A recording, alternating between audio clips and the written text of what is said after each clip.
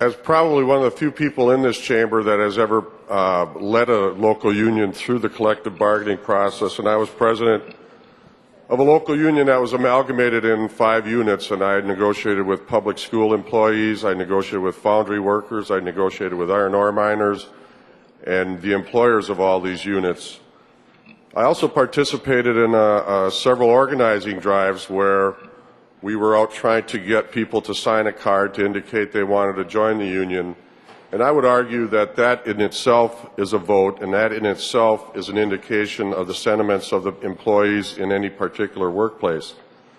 Now, the question of whether there's coercion involved, I have seen much more coercion on the part of the employer than I have ever seen on the part of an organizing union. The employers that spend, in some cases, hundreds of thousands, millions of dollars to keep a union from their workplace would be much better served were they to work with their employees in a collective bargaining arrangement for the betterment of their employees and the betterment of their workplace. A lot of the complaints that stimulate an organizing drive are not so much devoted to the wages, but more to the conditions of work, the safety on the job,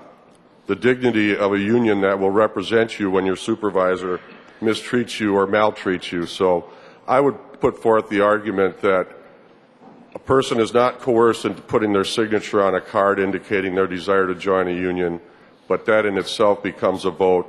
and should more than half of the employees in any particular workplace indicate through their signature that they want to belong to a collective bargaining unit, should be recognized by the federal government as well as those of us here in the state of Michigan. And I would encourage members of this body to vote this resolution down.